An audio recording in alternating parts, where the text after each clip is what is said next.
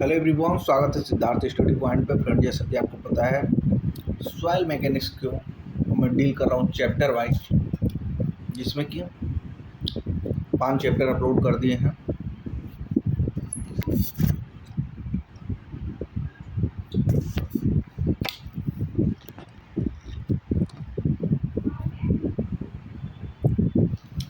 छठवां और सातवां चैप्टर जो कि कंबाइंड लेकर आ रहा हूँ, जो कि सीपेज थ्रू सॉइल है और कंप्रेसिबिलिटी एंड कंसोलिडेशन है। ठीक है, इस चैप्टर में क्या है, छोटे मतलब क्वेश्चन की संख्या कम है, इसलिए 2 लेक्चर एक ही साथ ला रहा हूँ, 2 चैप्टर, ताकि आप लोग का टाइम बच सके और फर्दर जो टाइम है और सब्जेक्टों में यूटिलाइज कर सके।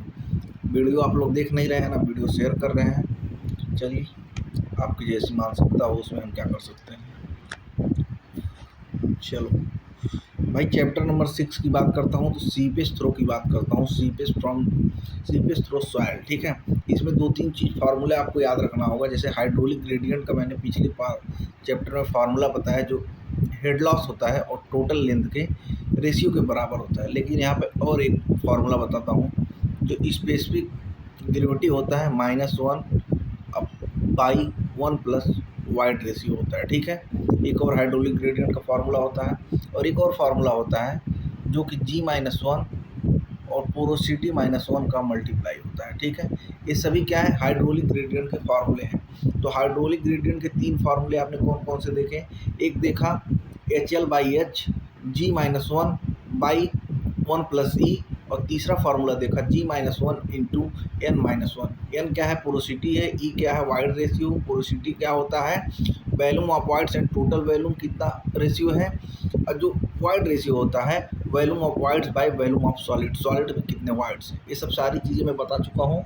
तो इन सब चीज़ों से हमको एक रिलेशन अगर मैं देखा जाए यहाँ पे, जैसे I बराबर होता है,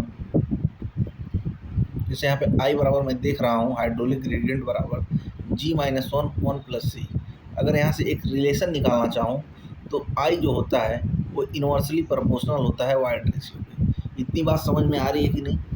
इन दोनों का मतलब क्या होता है? जब इन्वर्सली प्रोपोर्शनल होता है, एक वैल्यू घटेगी तो दूसरी ऑटोमेटिक बढ़ेगी, दूसरी घटेगी तो ऑटोमेटिक पहली बढ़ जाएगी। जैसे हाइड्रोलिक ग्रेडियंट को अगर यहाँ पे मैं बढ़ाता हूँ तो यहाँ पे वाइड रेशियो मेरा क्या है, ऑटोमेटिक घट जाएगा। अगर यहाँ पे वाइड रेशियो को मैं बढ़ाता हूँ तो जो मेरा हाइड्रोलिक ग्रेडियंट है वो घट जाएगा। इतना चीज़ आपको ध्यान में रहना चाहिए। अब आते हैं हम क्वेश्चन पे। क्वेश्चन को बढ़िया तरीके से करने का प्रयास करते हैं। ठीक है, जैसे पहला क्वेश्चन देखो, यहाँ पे क्या पूछा गया, ये पता है specific gravity G(r) the soil represent by G and the void ratio hydraulic gradient express E। तो हाइड्रोलिक ग्रेडियंट के लिए भी आपको फार्मूला बताया, जो I बराबर होता है G-1 1 प्लस E। तो ये क्या होता है, हाइड्रोलिक ग्रेडियंट का फार्मूला होता है, जो कि ए में दिया हुआ है। इसीलिए हमने चैप्टर शुरू करने से पहले ही 3 फार्मूले बता दिए, क्योंकि कहानी इसी पे भी नाचेगा। ठीक है, और भी जो डिफरेंट फार्मूले बताए, देखिए यहाँ पे बॉक्स में दिया गया है, आप लोग इसको देख सकते हैं। इस वाले को क्यों नहीं बताया, ये ज़्यादा यूज में नहीं आता है। ज़्यादा यूज में यही दोनों आते हैं, और एक और ए वाला आता है HL/H। चलो एक और क्वेश्चन देखो, for a granular soil with increase void ratio the critical hydraulic gradient. जो क्रिटिकल हाइड्रोलिक ग्रेडियंट है, अभी आपको मैं बताया हूँ कि ये दोनों क्या होता है, वाइड रेशियो के इन्वर्सली प्रोपोर्शनल होता है। तो यहाँ पे पूछ रहा है इंक्रीजिंग वाइड रेशियो, अगर वाइड रेशियो को बढ़ा रहे हैं तो हाइड्रोलिक ग्रेडियंट पर क्या फ़र्क पड़ेगा, तो वो डिक्रीज हो जाएगा। तो जो कि ऑप्शन नंबर ए में हमको दिख रहा है। ठीक है ना, ये मैं समझा चुका क्यों डिक्रीज हो रहा है, क्यों क्या हो रहा है, क्योंकि दोनों क्या है, एक दूसरे के रेसिप्रोकल है। भैया एक और क्वेश्चन देखो, the expansion for the discharge Q through of A flow net of the isotropic soil is given bye. जो आइसोट्रोपिक सॉइल का डिस्चार्ज होता है वो क्यू बराबर होता है K/H NF/ND। जो NS और NFD है, NF और ND है, वो क्या है, शेप फैक्टर है। H क्या है, हेड है, और उसके बाद K क्या है, कोफिशिएंट ऑफ परमेबिलिटी है, जो कि ऑप्शन नंबर ए में आपको स्टैंडर्ड फार्मूला दिख जाएगा। इस फार्मूले को आपको याद करना है। क्या होता है, Q बराबर KH इंटू NF/ND। NF/ND क्या है, शेप फैक्टर है, K क्या है, कोफिशिएंट ऑफ परमेबिलिटी है, H क्या है, हेड है। ठीक है ना, जैसे यहाँ पे देख सकते हैं कौन सी क्या है, Q क्या है, डिस्चार्ज होता है किस में होता है, क्यूबिक मीटर पर सेकंड में होता है। ठीक है, K क्या है, कोफिशिएंट ऑफ परमेबिलिटी है जो कि सेंटीमीटर पर सेकंड या मीटर पर सेकंड या mm पर सेकंड में होता है। हाइड्रोलिक हेड तो भाई मीटर में ही होगा, चाहे सेंटीमीटर में होगा चाहे mm में होगा। नंबर ऑफ चैनल है, नंबर ऑफ लाइन है, इन सब आपको दिख सकते हैं, जिसको मैं बुला के स्टेप फैक्टर बोलता हूँ। ठीक है, एक और क्वेश्चन देखो यहाँ पे क्या बोल रहा है। If the flow through over the length of 50 metre the head loss of 6 metre occur due to the seepage the hydraulic gradient is given by. तो हाइड्रोलिक ग्रेडियंट के लिए आपको फॉर्मूला भाई पता होगा, जो आई होता है head loss by total length के बराबर होता है। हेड लॉस यहाँ पर 6 मीटर दिया है, ओवरऑल लेंथ कितना दिया है 50 मीटर दिया है। अगर इसको मैं कट करूँ तो 3/25 आ जाएगा। अगर 25 को 3 से मैं डिवाइड करना चाहूँ तो कटेगा नहीं, यहाँ जीरो लगाएंगे, 1 टाइम में जाएगा 25, या 5 बचेगा, यहाँ जीरो लगाएंगे, मतलब 1 और 2, मतलब कितना आ जाएगा ये 0.12% में आ जाएगा। ठीक है, वाइड रेशियो। ठीक है ना। अगर इसको मैं और प्रिसाइज बोलूँ तो इसको मैं 12% बोल सकता हूँ, अगर डेसिमल में बोल रहा हूँ तो 0.12 बोल सकता हूँ। ठीक है ना, सीधे फॉर्मूले पे था रखना और पूरी तरीके से आंसर आ जाता है इसका। चलो भाई, एक और क्वेश्चन देखो यहाँ पे क्या कह रहा है। देखिए यहाँ पे, if the void ratio and discharge velocity of is 0.5 and 6 × 10⁻⁻7 meter per second respectively, what is the value of seepage velocity. भैया जो सीपेज वेलोसिटी होता है वो क्या होता है, जो डिस्चार्ज होता है और पोरोसिटी के रेशियो के बराबर होता है। ठीक है ना। तो आप एक चीज़ बताओ, मेरे को पोरोसिटी निकालना है, वाइड रेशियो दिया है, तो वाइड रेशियो दिया है तो पोरोसिटी निकाल लेंगे कि नहीं निकाल लेंगे, इस फॉर्मूले से निकाल लेंगे। नहीं सॉरी, हमको पोरोसिटी वाइड रेशियो दिया है, 1 मिनट सॉरी, क्या दिया भाई एक बार चेक कर। मेरे को वाइड रेशियो दिया तो पोरोसिटी निकालने के लिए मेरे को क्या करना पड़ेगा, पोरोसिटी के लिए फार्मूला होता है E + 1 + E। ई क्या दिया है 0.5 दिया है और इधर 1.5 हो जाएगा, तो मतलब हो जाएगा 0.5 और 1.5, ये मतलब 1/3, ये राउंड कितना हो जाएगा 1/3, या इसको मैं 33% बोल सकता हूँ। ठीक है ना। और मेरे को वेलोसिटी दिया है और वैल्यू मेरे को पता है सीपेज वेलोसिटी जो VS होता है वो डिस्चार्ज वेलोसिटी और पोरोसिटी के रेशियो के बराबर होता है, जो दिया है वैल्यू 6 × 10⁻⁻7, और ये वैल्यू मेरी कितनी आ रही थी 1/3 आ रही थी। तो एक चीज़ बताओ, अगर मैं इसको ऊपर ले जाऊं तो कितना हो जाएगा 18 हो जाएगा ना।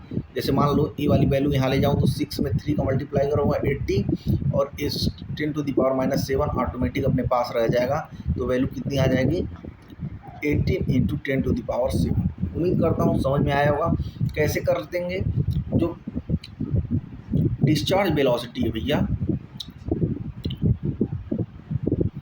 इसके बराबर है। ठीक है, यानी क्या पोरोसिटी है, यहाँ पे पोरोसिटी डायरेक्ट नहीं दिया था, वाइड रेशियो में दिया था, तो हम उसके हेल्प से पहले पोरोसिटी निकालेंगे, फिर उसको हम वहाँ पे निकालेंगे।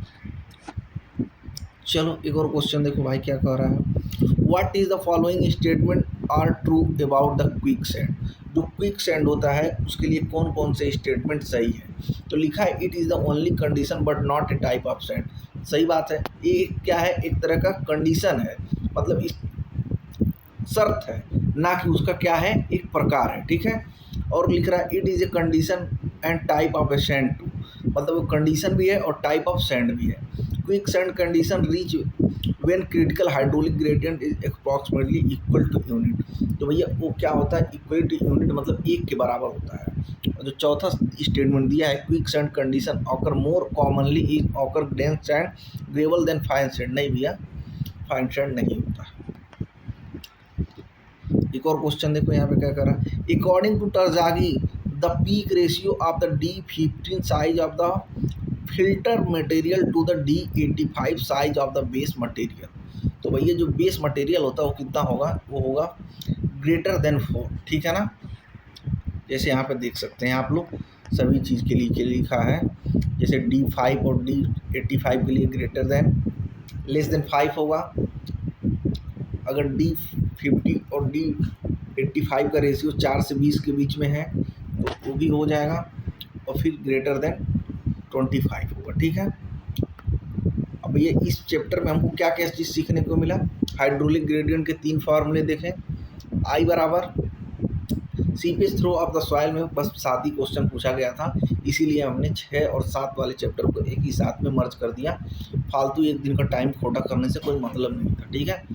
तो ये क्या होता है, जो हेड लॉस होता है टोटल लेंथ के डिवाइड करने पे मिलता है। क्यू बराबर क्या होता है, ए ही होता है। क्यू क्या है, डिस्चार्ज है। ए क्या है, क्रॉस सेक्शनल एरिया। बी क्या है, वेलोसिटी है। और सीपेज वेलोसिटी जो होता है, वेलोसिटी डिस्चार्ज बाई पोरोसिटी के बराबर होता है। और डॉर्सी का जो फॉर्मूला होता है, क्यू बराबर क्यों किया, जो होता है क्यों किया, ठीक है ना।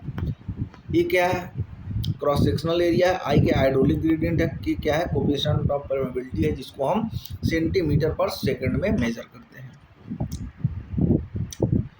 भैया 5वां चैप्टर अपलोड हो चुका है, जाके चेकआउट कर सकते हैं, इसी चैनल पे पड़ा होगा, ठीक है ना।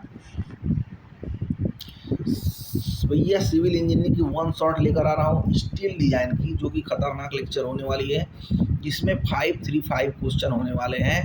अगर आप लोग चाहेंगे वीडियो को स्प्रेड करेंगे, जितना जल्दी स्प्रेड करेंगे, अगर 1300 सब्सक्राइबर जल्दी से पूरे हो जाएंगे तो ये वीडियो उसी दिन आ जाएगी, ठीक है।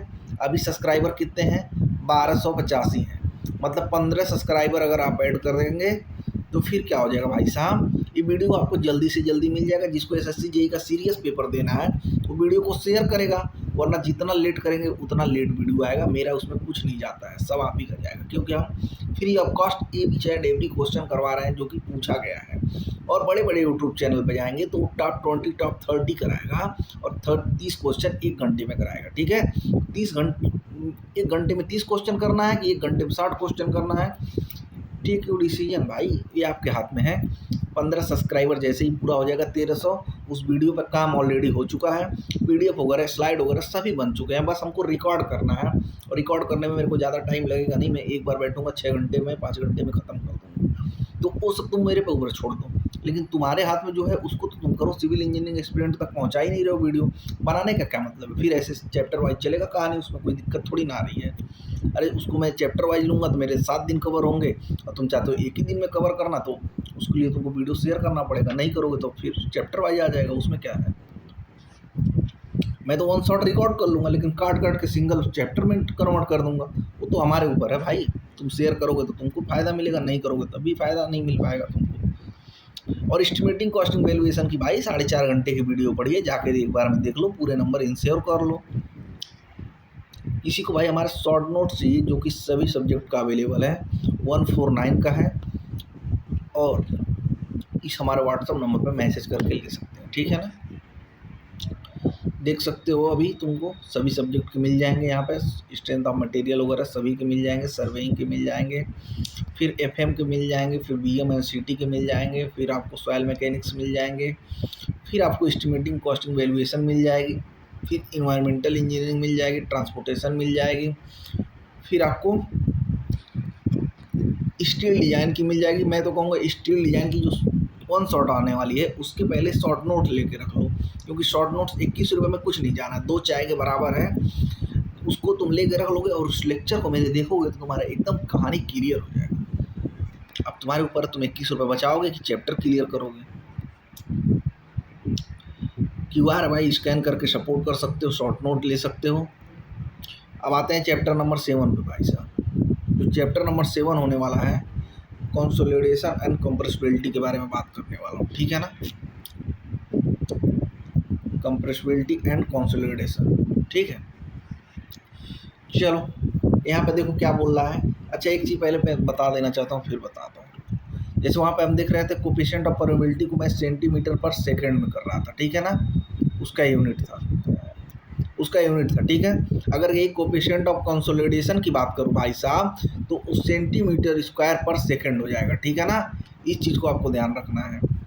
कंप्रेसिबिलिटी और कंसोलिडेशन में क्या फ़र्क आ रहा है। कंसोलिडेशन का जो हमारे पास यूनिट था वो क्या है, सेंटीमीटर स्क्वायर पर सेकंड है, और जो कोफिशिएंट ऑफ परमेबिलिटी है उसका यूनिट हमारे पास सेंटीमीटर पर सेकंड है। बेसिक चीज़ें हैं, ध्यान रखेंगे, दोनों का यूनिट घुमा घुमा के पूछता है। नहीं ध्यान रखोगे तब भी कोई बात थोड़ी ना आ रही है भाई। वीडियो तुम शेयर नहीं करोगे, देखोगे तुम लेक्चर नहीं याद तुम करोगे नहीं, कहोगे हमारा यही निकलवा दीजिए, एफएम करवा दीजिए, इरिगेशन करवा दीजिए, जो करा रहे हो तुमसे हो नहीं पा रहा है। डिमांड तुम्हारी बढ़ती जा रही है, वीडियो शेयर करने पे तुमको मुसीबत आ जा रही है। जल्दी जल्दी सब्सक्राइबर पूरा करवाओ 1300, उसके बाद वन शॉट आ जाएगी। नहीं करोगे तो फिर उसमें चैप्टर वाइज लाऊंगा 6-7 लेक्चर में, क्या हमको दिक्कत है। Consolidation the time for soil, वो क्या करता है, increase with the increasing compressibility, जैसे जैसे कंप्रेसिबिलिटी बढ़ती है कंसोलिडेशन हमारा क्या होता है, बढ़ता जाता है टाइम के साथ। डिक्रीज विद इंक्रीज परमेबिलिटी, जैसे जैसे परमेबिलिटी इंक्रीज करते हैं कंसोलिडेशन क्या होता है, वो डिक्रीज करता है। और वो क्या बोलता है, independent of the stress change, जो स्ट्रेस में चेंजेज हो रहे हैं उस पर वो कंसोलिडेशन हमारा डिपेंड नहीं करता है। इसके लिए अभी हमको एक फार्मूला देखेगा जो टाइम फैक्टर का होगा, जो कि टी बराबर होगा CV T/D², ठीक है। के बराबर क्या होगा, CV MV गामा W, ठीक है ना। इन सब चीज़ों का ध्यान रखने पड़ेंगे। चलो एक और क्वेश्चन देखो, for routine consolidation test in laboratory thickness of the specimen, जो भैया मैं लेबोरेटरी में कंसोलिडेशन का टेस्ट कर रहा हूँ तो स्पेसिमेन का थिकनेस कितना होना चाहिए, तो 20 mm होना चाहिए, ठीक है। Routine consolidation test in laboratory thickness कितना होना चाहिए स्पेसिमेन का, 20 mm होना चाहिए, याद रखेंगे। स्टैंडर्ड वैल्यू है, मिनिमम साइज की बात कर रहे हैं, ठीक है। द रेट ऑफ कंसोलिडेशन, तो क्या होता है, increase with the increase in temperature. कैसे होता है, जैसे यहाँ पे देखो, यहाँ पे दिख रहा है कि डायरेक्टली प्रोपोर्शनल है आपके, और जो टेम्परेचर होता है वो म्यू के इनवर्सली प्रोपोर्शनल है, ठीक है ना। एक और क्वेश्चन देखो, the relation between coefficient of consolidation CV, time factor TB, drainage path D and time is given bye.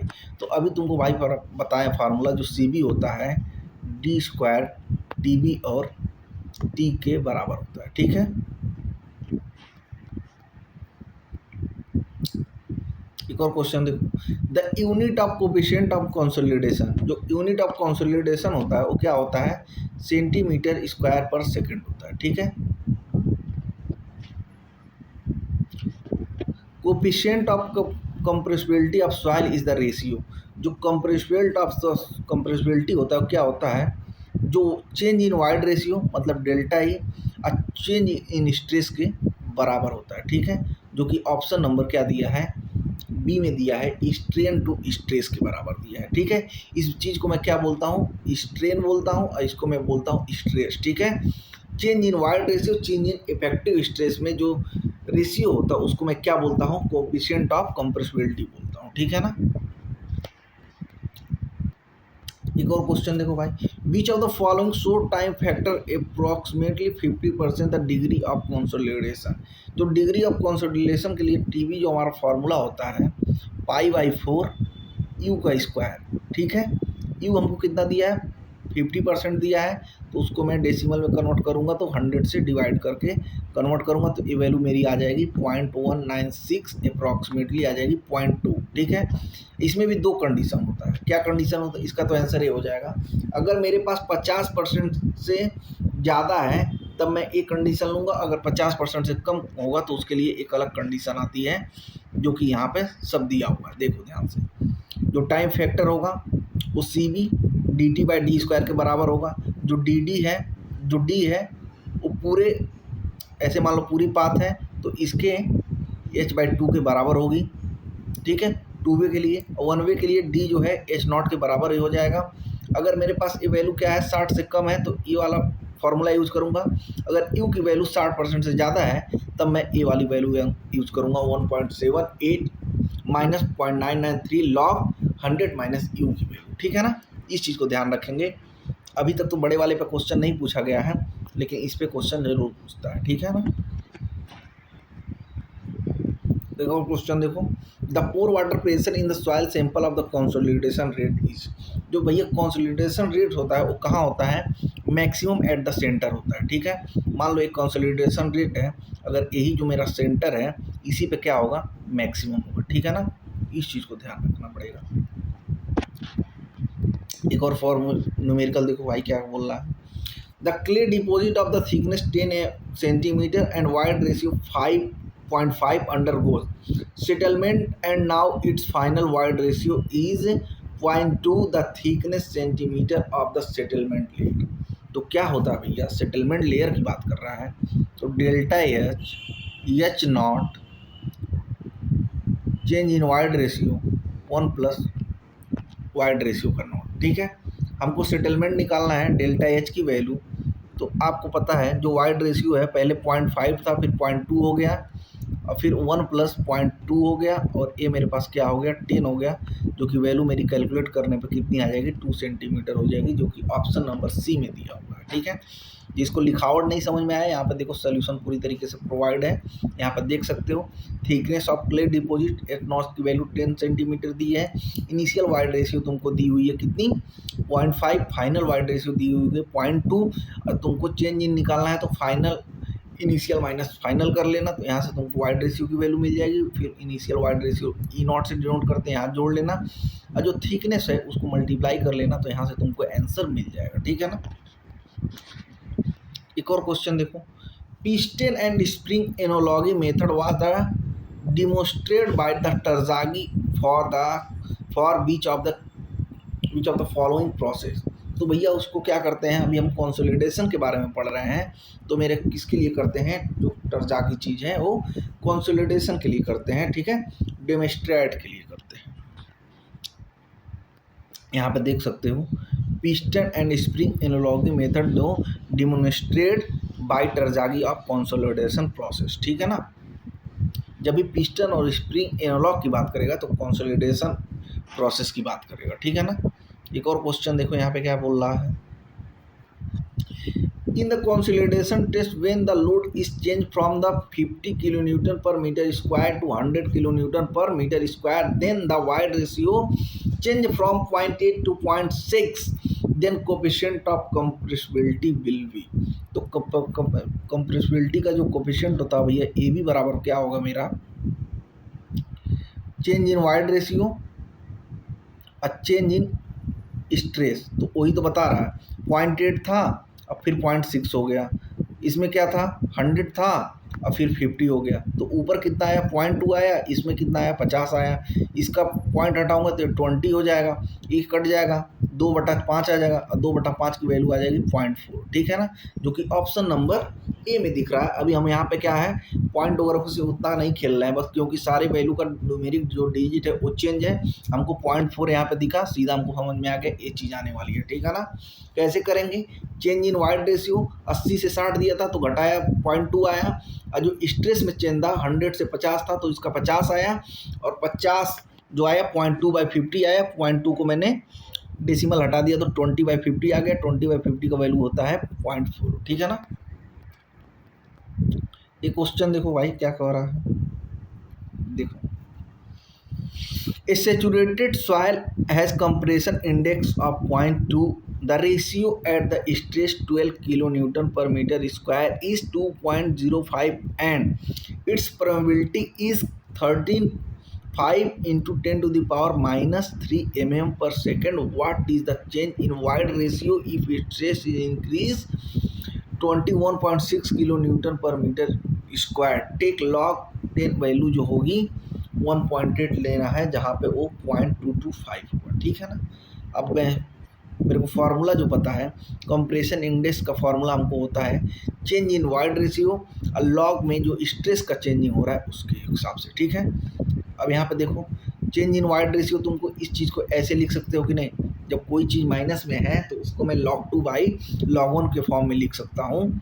ठीक है, अब हमको ये बताओ जो ये पहले वैल्यू मेरी इतनी दी थी, अब फिर बाद में कितनी हो गई 12 पे, यहाँ 12 थी पहले, बाद में ये थी, पहले ये थी, तो देखो ये वैल्यू यहाँ पे हमने पुट कर दिया। अब 0.8 हमको दिया है कंप्रेशन इंडेक्स के लिए, यहाँ पे देखो कंप्रेशन इंडेक्स 0.28 दिया है, उसकी वैल्यू सीसी की यहाँ रख दी, और यहाँ से मैं जब इस चीज़ को कैलकुलेट नहीं करूँगा क्योंकि यहाँ पे log 1 जो है 1.8 दिया है और 1.8 की वैल्यू 0.225 दी है, तो वैल्यू यहाँ पे पुट करूँगा तो ये जो डेल्टा ई है 0.28 इंटू 0.225, जब इसको मैं सीधा मल्टीप्लाई करूँगा तो क्या आ जाएगा 0.0714, जो कि हमारा ऑप्शन नंबर डी में दिया हुआ है। ठीक है ना, बस फॉर्मूले पे रखना है, फॉर्मूले को बेहतरीन तरीके से याद करना पड़ेगा और उसको समझना पड़ेगा क्या क्या चीज़ दिया हुआ है। ठीक है ना। एक और क्वेश्चन देखो, in normally consolidation clay layer settle by the 20 mm when the effective stress was increased from the 20 to 25 20 to 25 to 50 kilonewton per meter square. What will be the settlement when the effective stress increase from the 50 to 100 kilonewton? तो भैया इसके लिए formula क्या है, settlement का formula आपको पता होगा। ये फार्मूला जब आपको पता है, इस फार्मूले में सारी वैल्यू को पुट करेंगे। सेटलमेंट 20 mm दिया था, सीसी हमको निकालना होगा, तो यहाँ पे सीसी की वैल्यू निकल जाएगी, यहाँ पे इक्वेशन 2 बन जाएगा फाइनल सेटलमेंट के लिए। अब दोनों का मैं क्या करूँगा, रेशियो ले लूँगा, ठीक है। यहाँ पे डेल्टा ये चीज़ हो जाएगी, ए वैल्यू ए है, ए वैल्यू ए है, log 2 log 1 2 हो जाएगा, ए वैल्यू दोनों कट जाएगी आपस में, और तो ए वैल्यू 1 हो जाएगी, और ए डेल्टा एच जो इधर जाएगा कितना हो जाएगा, 20 mm का सेटलमेंट हो जाएगा, ठीक है ना। फार्मूले में रखना था, फार्मूले से कहानी खत्म हो जाती। अब कितने लोग सोच रहे हैं सीसी और ए वैल्यू क्यों नहीं रखा, जब दोनों का रेशियो लेंगे तो ए वैल्यू और ए वैल्यू आपस में कैंसिल आउट हो जाएगी, इसलिए हमको यहाँ पे कंप्रेशन इंडेक्स और कभी भी हाइट की जरूरत नहीं पड़ रही है, ठीक है ना, वाइड रेशियो की पड़ रही है जो कि इनिशियल दिया हुआ, क्योंकि जब भी दोनों का रेशियो लूँगा तो ये दोनों कैंसिल आउट हो जाएंगे। यहाँ पर डेल्टा एच बाई 20 बचेगा, और इधर से क्या बचेगा भैया, log 2 बाई log 2 बच जाएगा, ठीक है। जो ए वैल्यू कटने पे 1 आएगी, तो यहाँ से डेल्टा एच को जब मैं इधर ट्रांसफ़र करूँगा क्रॉस में, तो 20 mm एज वेल एज रह जाएगा, ठीक है ना। इस चीज़ को ध्यान रखेंगे।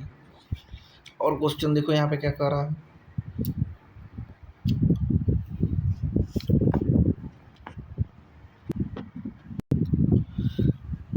select the correct option with the regard to the following statement S1 and S2 pertain to the consolidation in soil। तो क्या बोल रहा भैया, soil is a term as a normal consolidation if the present effective stress over burn pressure is less than the maximum to the which of the soil even when subjected to the in past. नहीं, ये गलत बात बोल रहा है। और second जो statement है मेरा क्या है, the larger the value of the coefficient of consolidation the shorter take in the full consolidation due to occur. सही बात है, ठीक है। जैसे यहाँ पे मैं देखा हूँ, जो कंसोलिडेशन की वैल्यू अगर मेरी 1 से ज़्यादा है तो उसको ओवर कंसोलिडेशन बोलूँगा, 1 की बराबर 1 की वैल्यू है तो नॉर्मल बोलूँगा, अगर 1 से कम है तो उसको मैं अंडर कंसोलिडेशन सॉइल बोलूँगा, ठीक है। इस चीज़ को आप लोग समझिए, 1 से ज़्यादा होगा तो ओवर, 1 के बराबर तो नॉर्मल, 1 से कम तो अंडर, ठीक है ना। यहाँ से टाइम फैक्टर देख सकते हो भाई साहब, निकाल लेना। एक क्वेश्चन देखो यहाँ पे, कल मैं बताया था पिछले वाले लेक्चर में, जहाँ पे इस तरह का एक क्वेश्चन आया था कंप्रेशन इंडेक्स को सीसी को लेकर। तो सीसी के लिए आपको फार्मूला मैं बताया था 0.009 WL - 10, ठीक है। WL क्या है, लिक्विड लिमिट है। अब यहाँ पे देखो, तुमको ये फार्मूला बस पता होना चाहिए था, कहानी खत्म हो जाता। A technique report to liquid to undistributed clay as 50% according to the Rolf and P. What will be the estimate compression index of the soil clay? तो भैया ये सीसी जो है हमारे पास, ये 0.009, WL की वैल्यू कितनी दी है 50, और यहाँ पर 10, ठीक है। अब ये वैल्यू हो जाएगी 0.009, 50 में से 10 जाएगा 40, और 40 में से तुमको जब जैसे 9 चौका करोगे 36 आ जाएगा। एक ही ऑप्शन में दिख रहा, कहानी खत्म हो जाएगा यहीं पे, ठीक है। कंप्रेशन इंडेक्स का फार्मूला याद होना चाहिए 0.009 WL - 10। WL क्या है, लिक्विड लिमिट है, जो कि क्वेश्चन में दिया रहेगा, कहानी वहीं पर रख के कहानी खत्म करेंगे उसका, ठीक है ना। एक और क्वेश्चन देखो, the theory for the time rate of one dimensional consolidation is not based on the beach of the following assumption. तो भैया ये किस पे नहीं बेस्ड होता है, तो clay layer is not saturated. जो क्ले का लेयर होता है वो नॉट सेचुरेटेड नहीं, वो सेचुरेटेड होना चाहिए, ठीक है ना। एक और क्वेश्चन देखो, select the correct option for the given settlement। Consolidation is due to the reduce in the volume of air at given water content। बात सही है।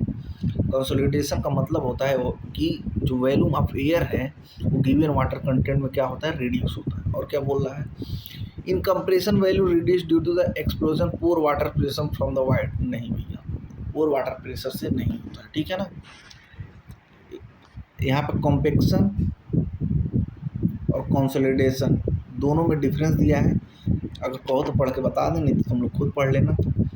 Reduce in volume of air wides is given water content, इसमें क्या हो रहा है, air के wides को क्या कर रहा है, रिमूव कर रहा है। और ये क्या हो रहा है कंसोलिडेशन में, volume reduce due to the explore pore water pressure from void, ठीक है ना। और ये पार्शियल सैचुरेटेड होता है, कंप्लीटली सैचुरेटेड होता है, इंस्टेनियस फिनोमिना होता है, मतलब तात्कालिक घटना होती है। और ये क्या होता है, टाइम डिपेंडेंट फिनोमिना होता है, ये टाइम पर डिपेंड करता है और स्पेसिफिक कंपेक्शन टेक्निक से यूज़ करते हैं और इसको by static load place on soil से करते हैं, ठीक है ना। इतनी चीज़ समझ में आ जानी चाहिए। विच of the following statement is correct, भैया स्टेटमेंट इसमें कौन सा करेक्ट है। Both compaction and consolidation improve the engineering property of soil, क्या कर रहा है, जो कंसोलिडेशन है और कंपेक्शन है, ये क्या कर रहा है, इंजीनियरिंग प्रॉपर्टी को इंक्रीज करने का काम कर रहा है, मतलब इनहेंस करने का काम कर रहा है, ठीक है। एक बार और कंपेरिजन यहाँ पे दिखा दिया हूँ, वीडियो को 1 सेकंड के लिए रोक रहा हूँ, आप लोग यहाँ पे देख सकते हैं और पढ़ सकते हैं, ठीक है ना। एक और क्वेश्चन देखो यार, the coefficient of volume change M B is the given by, जो एम बी होता है वो क्या होता है, minus change in void ratio 1 plus initial void ratio into 1 plus change in stress, ठीक है ना। जो कि ये हमारा फार्मूला दिया हुआ कि ऑप्शन नंबर ए में इस वैल्यू को याद रखेंगे, कोफिशिएंट है, डायरेक्ट इसमें फार्मूला है तो इसमें ज़्यादा कुछ समझाने वाली चीज़ें नहीं है। हाँ, अगर इसके टर्म को समझना चाहते हो तो मैं बता सकता हूँ, ये वैल्यू में चेंज को दिखा रहा है, ए जो है वाइड रेशियो में चेंज को दिखा रहा है, ए इनिशियल वाइड रेशियो दिखा रहा है और ये चेंज इन स्ट्रेस दिखा रहा है, ठीक है ना। इतना चीज़ मैं आपको बता सकता हूँ इसमें। और सीसी का एक और फार्मूला होता है, यही फार्मूला जो भी पीछे हम लोग लगाए थे, जहाँ पे डेल्टा ई था और यहाँ पे log सिग्मा 2 बाई सिग्मा 1 कर रहे थे, जहाँ पे क्या हो रहा था, log 2 कट के 1 आ रहा था, यहाँ वहाँ पे मल्टीप्लाई कर रहे थे, तो एस जो डेल्टा एस था वो क्या हो रहा था, सेटलमेंट 20 mm आ रहा था। पीछे का जो लेक्चर है अगर ध्यान से सुने होंगे तो ये बात समझ में आई होगी हम क्या बताना चाह रहे हैं। कोफिशिएंट ऑफ कंप्रेसिबिलिटी देख सकते हो, change in void ratio change in stress के रेशियो के बराबर होता है, जिसको स्ट्रेस और स्ट्रेन टू स्ट्रेन भी बोल सकते हैं, ठीक है ना। तो ये था भैया चैप्टर नंबर 6 और चैप्टर नंबर 7, ठीक है ना। 6 और 7 को हमने कवर कर दिया। 18 क्वेश्चन नहीं 20 क्वेश्चन इसमें थे और 7 क्वेश्चन उसमें से, टोटल 27 क्वेश्चन थे, लेकिन इसमें 27 में काफ़ी सारे न्यूमेरिकल भी थे, तो हमने दोनों चैप्टर को कवर कर दिया। अब पूरी तरीके से सॉइल ख़त्म होने के कगार पे है, लेकिन तुम लोग देखोगे तो है ही नहीं वीडियो, क्या फ़ायदा है। एक चीज़ बताना चाह रहे हैं,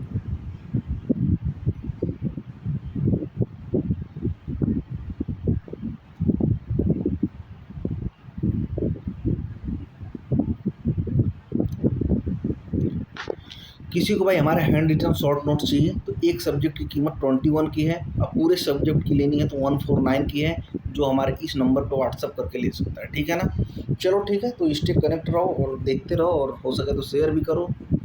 जितना जल्दी शेयर करोगे उतनी जल्दी स्टील की 1 शॉट मिल जाएगी, जितना लेट करोगे उतना तुम्हारा ही लेट होगा, क्योंकि सब्जेक्ट क्या होगा पीछे हो जाएगा, ठीक है ना। हमें कोई दिक्कत नहीं है, जैसे तुम चाहोगे वैसे कर लिया जाएगा, जल्दी कहोगे तो जल्दी, बाद में कहोगे तो बाद में, ठीक है ना। ठीक है, थैंक यू।